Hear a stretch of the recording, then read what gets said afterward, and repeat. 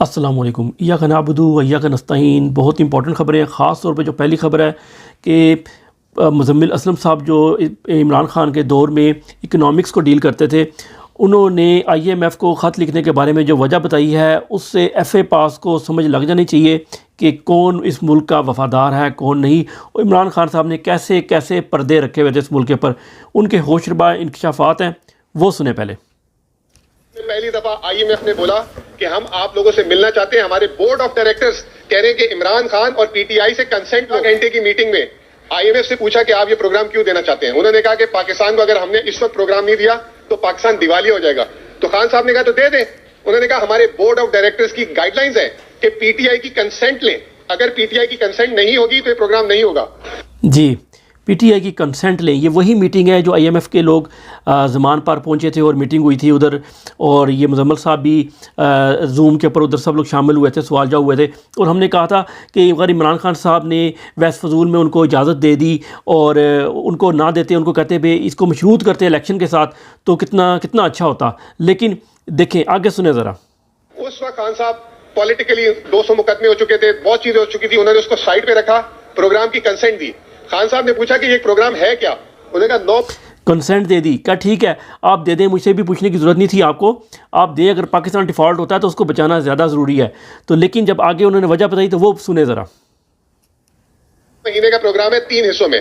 पहला हिस्सा PDM, दूसरा हिस्सा केयर टेकर, तीसरा हिस्सा नई गवर्नमेंट जब केयर टेकर आई, नई गवर्नमेंट आएगी उसको हम किस देंगे। जी, 3 हिस्सों में जो प्रोग्राम दिया गया था IMF का 9 महीने का। पहला हिस्सा PDM यानी PDM की जो हुकूमत आ रही है उनको हम अभी एक किस्त दे देंगे। दूसरी किस्त तब मिली थी जब केयर टेकर गवर्नमेंट आ जानी थी। तो उसके बाद तीसरी गवर्नमेंट तब मिली थी जब इलेक्शन होंगे और नई गवर्नमेंट आएगी। आगे क्या हुआ? खान साहब ने उस पर जवाब में बोला कि क्या गारंटी है कि इलेक्शन हो जाएंगे। उस वक्त नवंबर में इलेक्शन होने थे। IMF ने कहा कि नवंबर में हमें हुकूमत ने कहा कि इलेक्शन होंगे। IMF खान साहब ने कहा कि can you guarantee free fair and timely election. तो उन्होंने कहा ऑब्वियसली ये जो आखिरी पार्ट है, जो तीसरा जिसमें हमने आखिरी किस्त जारी करनी है, वो नई हुकूमत उसी वक्त मिलेगी जब नई हुकूमत बनेगी। वो बात हमने IMF को रिमाइंड करानी है। पहली दफा जी, वो बात IMF को रिमाइंड करवानी है कि आपने कहा था फ्री एंड फेयर इलेक्शन होंगे। उसके बाद जो नई government free and fair election के बाद बनेगी, जिसको अवाम चुनेगी, उसको आप वो किस्त देंगे। अब जो है ना, फ्री एंड फेयर चूँकि इलेक्शन नहीं हुए, जो उन्होंने वादा किया था कि ये उन्होंने गवर्नमेंट को उन्होंने कहा है, तभी उन्होंने ये प्रोग्राम दिया पाकिस्तान को। उसके बगैर उन्होंने प्रोग्राम देना ही नहीं था। 9 महीने पहले ये प्रोग्राम ख़त्म हो जाना चाहिए था और पाकिस्तान डिफ़ॉल्ट कर गया होता अब तक। इमरान खान साहब ने बचाया और बचाने के बाद उन्होंने बताया कि आपको हम ये हमारी शर्त है गवर्नमेंट ऑफ पाकिस्तान से, ये हमने डील किया। अब इमरान खान साहब उन्हें याद दहानी कराना चाहते हैं कि अगर आप अब इस 2 नंबर गवर्नमेंट को, जिसने अवाम का जो है वो 17 सीटों की हुकूमत जो है ना उसको हमारे पर मुसल्लत किया गया, अगर इसको आप देते हैं तो आप अपने वादे से मुकरें और हम इसको इंडोर्स नहीं करेंगे। FA पास ने समझा कि जो मर्ज़ी कर लेगा। अब वो इमरान खान साहब ने कहा ना कि जब वो भी पैदा भी नहीं हुए तो इमरान खान साहब पूरी दुनिया में नाम रोशन करते थे पाकिस्तान का। तो वो समझा कि बस जी जो मर्ज़ी कर लूँगा चल जाएगा। ऐसा नहीं होता। और जिन लोगों को अभी भी समझ नहीं लग रही कि इमरान खान साहब ये लेटर क्यों लिख रहे हैं, ये गद्दारी है, तो वो याद करें जब इसहाक डार ने कहा था कि IMF हमें प्रोग्राम नहीं देता, गो टू हेल। इसके अलावा जब इलेक्शन की बात आई थी तो इन्होंने कहा था कि क्योंकि IMF ने हमें मना किया कि पैसे नहीं दे रहे हैं इलेक्शन कराने के लिए, उसके ऊपर IMF ने ज़िंदगी में पहली दफ़ा, अपनी तारीख में पहली दफ़ा लेटर इशू किया था कि हमने ऐसी कोई शर्त नहीं रखी। यानी ये झूठों के बाप हैं। इन झूठों को अगर IMF अब दे देती है तो इन्ना लिल्लाहि व इन्ना इलैहि राजिऊन। लेकिन उम्मीद यही है कि अब इनको कर्जा नहीं मिलेगा और मिलना भी नहीं चाहिए। अब 2-3 इंपॉर्टेंट खबरें और हैं। एक तो उमर डार ने ऐसी ज़बरदस्त तरीके से एंट्री मारी, वापसी की है, और माँ तुझे सलाम। पुत्रा दी शेरनी माँ है। मैं आज ट्रिब्यूट देना चाहता हूँ अपनी माँ को। ऐ माँ तुझे सलाम, ऐ माँ तुझे सलाम। ज़बरदस्त ट्रिब्यूट पेश किया। ये उठाए गए थे एक बड़े पॉश किस्म के DHA लाहौर से, एक रेस्टोरेंट से, और सीधा प्रेस कॉन्फ्रेंस के बाद सीधा घर ही आ गए। और घर आके इतना ज़बरदस्त तैयारी करके, इनके भाई के बारे में कहा गया था कि वो जो छुट्टियां गुजारने गए थे नारान कागान, लेकिन मुझे लगता है वो तो नहीं गए थे, लेकिन ये यकीनन नारान कागान से होके आए हैं। काफ़ी सवाल उठ गए हैं इनके इस आने पर, नेगेटिव के अलावा कुछ पॉजिटिव सवाल भी। ख्वाजा आसिफ से कोई ना कोई बात मुँह से ज़रूर निकल जाती है, तो ये भी सुन लें ज़रा। कि उस दौर के अंदर हम लेजिस्लेशन के लिए ISI के मैच में जाते हैं और जनरल बाजवा और जनरल फैज बैठ के हमसे लेजिस्लेशन करवाते हैं। आमला की भी और FATF की दोनों FATF वगैरह के जितने भी लेजिस्लेशन हुए हैं, कानून साजी हुई है, वो हम ISI के मेस में बैठ के जाते थे और वहाँ पर जनरल बाजवा और फैज़ हमीद हमें बैठा के उधर कानून साजी हमसे करवाते होते थे। तो ये तो तुम लोग पिछले 2 साल से भी यही काम करते रहे हो, बैठ के हाथ पकड़वा के तुमसे लेजिस्लेशन करवाई गई है, और ये काम तो अभी अगले 5 साल अगर खुदा ना खासा तुम्हारी हुकूमत रह गई तब भी तुमने ये करना है। लेकिन कोई शर्म होती है, कोई हया होती है, कोई सीख लेता बंदा इतनी बूढ़ी उम्र में।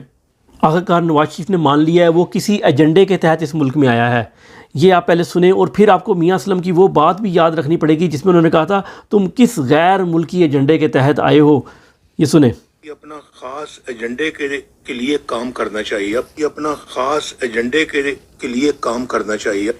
किसी ख़ास एजेंडे के लिए काम करना चाहिए हमको ना। तो वो एजेंडा क्या है ये आपको पता लग ही गया। रजीम चेंज ऑपरेशन से लेके इस मुल्क के अंदर LGBT वगैरह कानून लगवाने, इसराइल को तस्लीम करवाना, पाकिस्तान को तबाह करके हिंदुस्तान की ग़ुलामी कबूल करवाना और अपने सब कुछ माल लूट के इस मुल्क से भाग जाना, प्लेटें दोबारा से डीली करवा के, ये इनका एजेंडा है। और मियां असलम के बारे में आज जो है ना बात हुई नेशनल असम्बली में, तो स्पीकर ने कहा कि आप ना उनको गिरफ़्तार करवा दें, जब वो गिरफ़्तार हो जाएंगे तो मैं उनका प्रोडक्शन ऑर्डर जारी करवा दूंगा। वाह क्या बात है, क्या सोल्यूशन निकाला इन बेशर्मों ने। अब KPK में हमारी हुकूमत आई है, अगर ये हमारे कैदियों का किसी का प्रोडक्शन ऑर्डर फ्यूचर में नहीं निकालेंगे तो उधर भी अगर इनका कोई बंदा हो तो उसको भी उठा के जेल में डालो और उसका भी प्रोडक्शन ऑर्डर जारी ना करो। 190 मिलियन पाउंड का जो केस बनाया हुआ है अल-कादर ट्रस्ट का, जो 190 मिलियन पाउंड काजी फायज़ के पास पड़े हुए हैं, उसने छुपाए हुए हैं और मुकदमा इमरान खान पे बनाया हुआ है, उसके खिलाफ जो गवाह पेश हुए हैं ना वो कौन है, वो बड़ी इंटरेस्टिंग सी बात है। वो जितनी भी काबीना में उनके लोग थे ना, MQM के और दूसरी पार्टियों के, बाप पार्टी के सारे जो है इमरान खान साहब उसके गवाह बन गए कि, और उसमें वो ज़ाहिर है वो गलत बात करेंगे, झूठ बोलेंगे कि ये काबीना में ये बात हुई नहीं, हमने इनकार किया था, इस तरह की बात करेंगे, हालांकि उसके मिनट्स पड़े हुए हैं, उसकी मीटिंग के मिनट्स मौजूद होते हैं।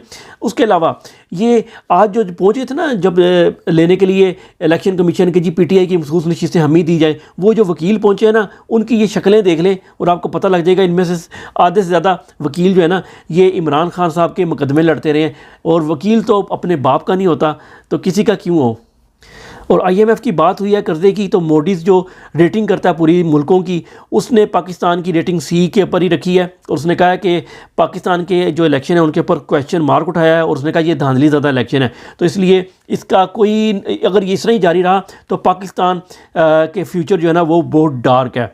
और अभी जो थोड़ी देर पहले लेटेस्ट खबर आ रही थी वो ये थी, ट्विटर के ऊपर चल रही कि इस रशिया ने कुछ न्यूक्लियर वेपन जो है उनकी मूवमेंट की है और कुछ तस्वीरें भी शेयर की गई हैं मीडिया के ऊपर।